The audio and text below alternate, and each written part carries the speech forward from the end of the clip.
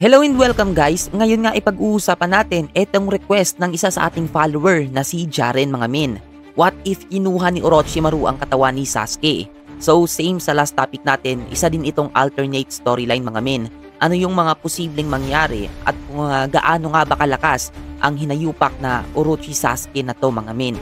So very quick analysis lang to ng pwedeng mangyari mga min. Isipin nyo to mga boy, paano kung sa halip na natalo nga dito si Orochimaru kabaliktaran nga ang nangyari at nakuha niya nga ang katawan ni Sasuke?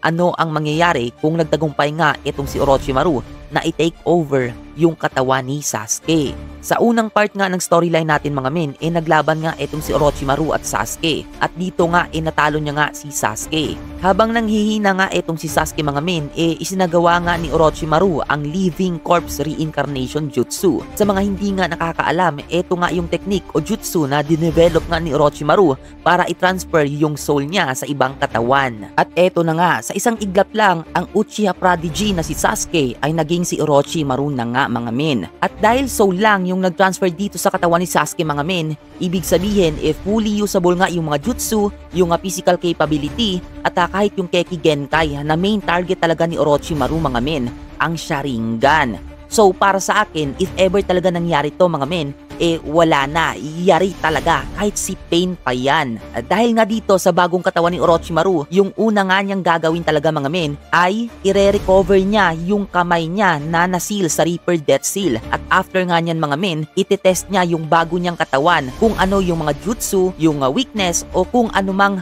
mga perks yung meron tong katawan ni Sasuke. Obviously parang kaya niya na nga gawin lahat mga men. Imagine, walang katapusang jutsu knowledge. Halos lahat na siguro ng jutsu, even pati yung mga forbidden jutsu, nagagawa nga ni Orochimaru mga men. Plus, unlimited nga yung gamit niya ng Sharingan na walang strain sa katawan niya. Ang second part naman ng storyline natin na ito mga men ay ang misyon ni Orochimaru na i-obtain or mapukaw ang Rinnegan. Sa mga hindi nga nakakaalam mga men, yung primary goal nga talaga ni Orochimaru ay ang Rinnegan. Kaso nga lang sobrang lakas nga ni Pain para makuha niya to. Kaya nakaisip nga siya ng alternate na goal para makuha nga ito. At eto nga ang magkaroon ng isang Uchiha body. According nga sa pananaliksik niya, para nga magkaroon ng isang Rinnegan, kailangan niya ng isang Uchiha body.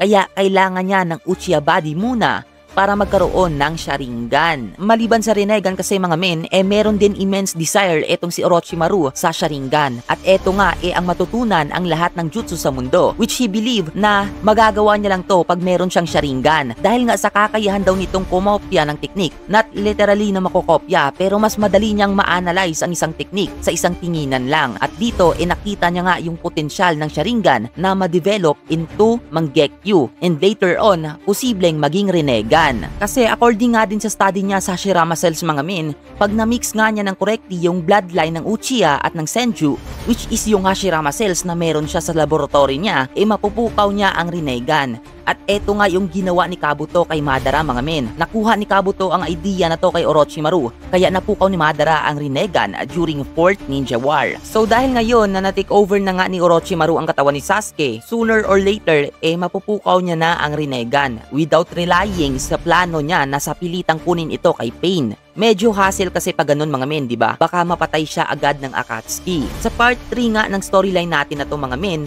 yung reaksyon nga ng Konoha sa pangyayaring ito. Malamang magwa-wild itong si Naruto mga men. Sobrang pasakit yung mararamdaman niya kumpara sa namatay itong si Master Jiraiya, di ba?